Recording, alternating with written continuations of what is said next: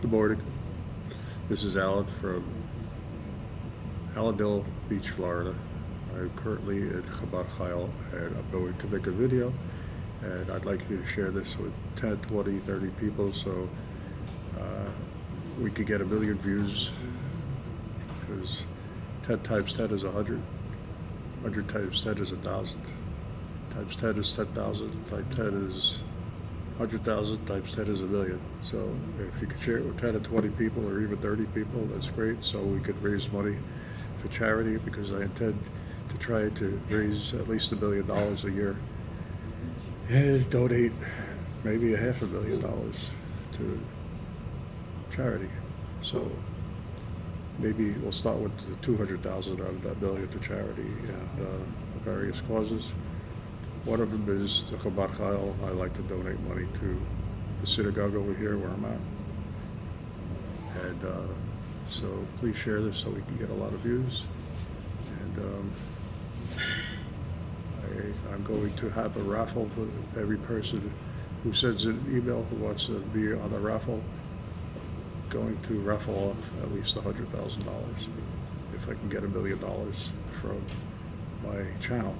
So please subscribe and share it with 10 or 20 people. So I'm going to play something from Torah. And listen while you look at the Rebbe.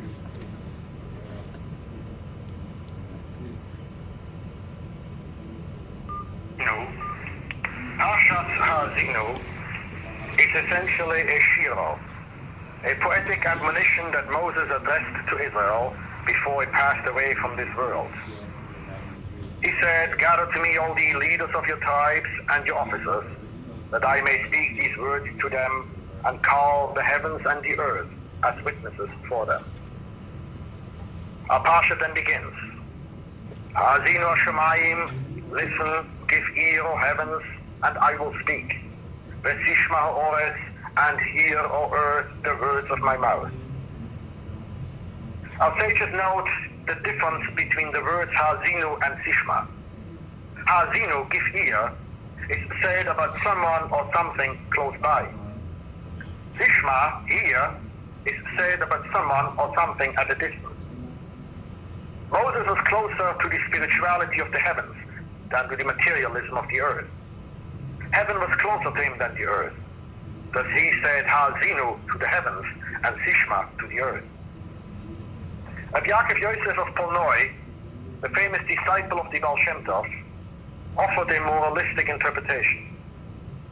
He states that the Shemayim, the heavens, refers to scholars, the leaders and guides of the people who are supposed to be closer to the heavens above.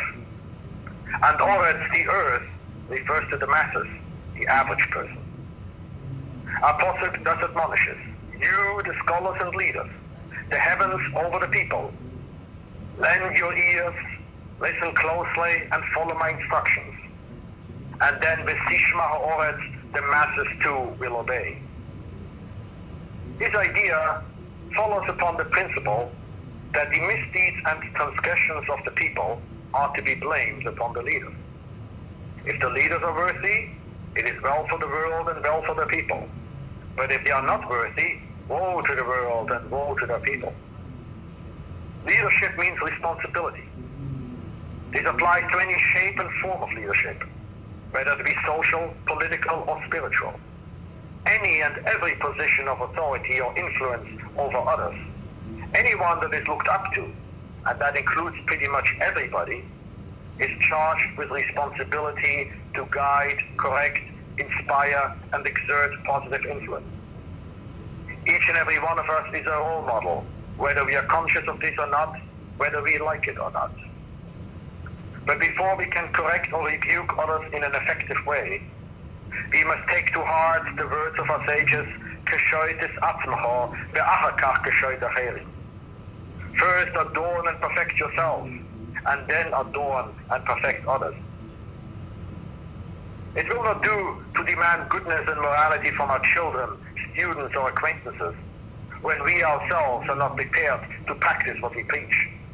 And in reverse, as they see how we ourselves prove our belief in those higher ideals by practicing them, That is the most effective lesson that we can offer them. Das Hazinu Shemayim, you, the heavens, who are in some elevated position, you who by age, education, experience, and status in life are designated to be closer to the values of Torah and mitzvahs. Give ear, listen, live up to these values and ideals. This will lead of itself that the Sishma Ha'oretz, that those who are further removed, those who are younger and less informed, will see you, learn from you, and hear as well.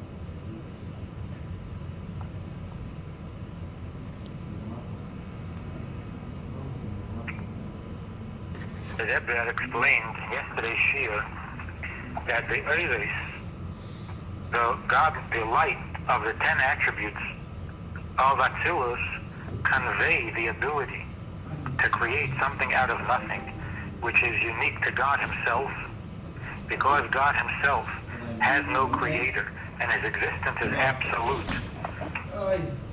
Therefore, He is capable of creating a physical object which experiences no creator and feels its own existence as being absolute. But this ability is conveyed through the light, because light is so much of the Mo'ez, it is so much of its source and of the luminary that it can carry, in spite of itself, it can carry the properties of the Mo'ez. In today's shir, for the 8th day of Tishrei, which is on page 260, and you get it, the number at the bottom of the page is 504, about a third of the way down. Now the Alter Rebbe says that the main and actual creation of something out of nothing takes place in Malchus. Amnam, at the period. Amnam, it is known, the main creation of that which is separate from God, the true created being, who Malchus Datzilus Shenase Atik Debriya. It comes primarily from the attribute of Malchus and Atzilus, which is the lowest of the 10 attributes of Atzilus, which in turn becomes the crown, the Atik, for Briya. Atik means pleasure. And pleasure is the first impulse or the first instinct in every living condition. Why is it necessarily from Malchus that Malchus becomes the beginning of Briya? Ki ein melech v'lo am, because Malchus is, in order for Malchus to express itself, it needs an am. There can be no king without a people. And as we learned earlier in Tanya, a people has to be something separate from the king. He can't be a king over his own children, for example. They have to be separate people. People who are independent of him. So Malchus necessitates the creation of Briya. And that's why it is from Malchus that Briya comes into existence. וגם ריבוי הנבראים והתחלקותם שנבראו בכוח האין סוף יחד ומיוחד בתכלס, and also the created being is made up of infinite parts, and yet it comes from God who is all one. How does this happen? This comes necessarily again through Malchus. So in order for the world to be made up of many parts, this has to come from Malchus, which is basically the attribute of speech, and it is called Pi Hashem, Uveruach Piv Kol Tzivaon. It is called the mouth of God, and it is from the breath of His mouth that all the hosts of heaven, in other words, the multiplicity of creation, it derives. And in order for speech to function, there has to be 5 tools of articulation, or the organs of speech: the teeth, the tongue, the palate, the throat, the lips.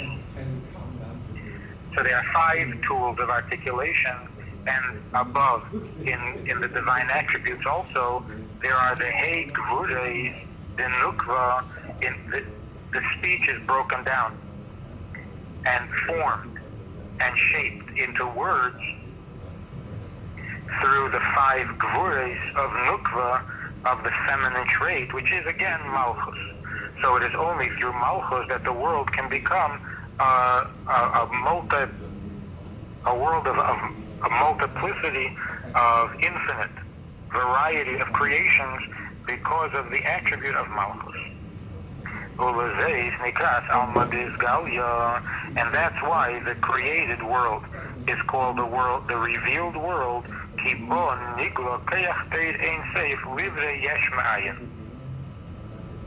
because it is in this world that this ability that only God himself has, and that is to create something out of nothing, this is revealed only in the created world. So it is creation that tells us something about God. Seeing that creation is what it is, we know not only that there is a creator, but we also know that the creator is of his existence, is of himself, and he has no creator that preceded him. Because of the nature of Yechma'ayin, it was not created through cause and effect, because its creator also did not come about through cause and effect. So this is all in Malchus. But the 9 earlier Svides, they came about through the chain of Ila v'ol, of cause and effect. And the divine infinite light is not expressed in these 9 attributes, not even in Chachma. It is merely revealed in Chachma. But so that there is a light of the Ein Seif in Chachma, but not the potential or the property of the Ein Seif.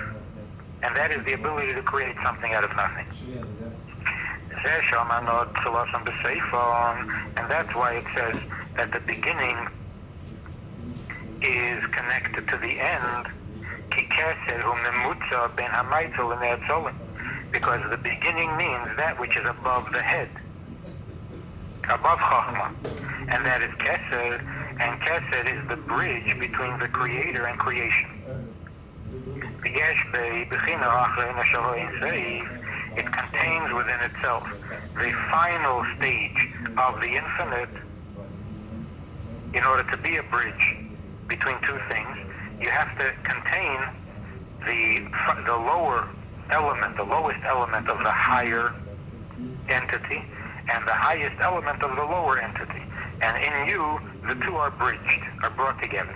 So Kesed contains within itself the lowest level of creator, of the Maitil, the Loche Nikra Keser Malchus, and that's why it is called Keser Malchus, because the purpose of the place in which this level of Keser reveals itself is only in Malchus, as we said before. And also, the Malchus of God, the lowest level of godliness, the lowest level of God is called Malchus. Malchus the Ein Seif. And that's what reveals itself in Kesed. So Kesed is called Kesed Malchus, Ki Ein Kesed Elo Lemelech. Only a king, only Malchus has a crown. So the crown relates directly to Malchus. And that is the tefillah that is connected to the Seif.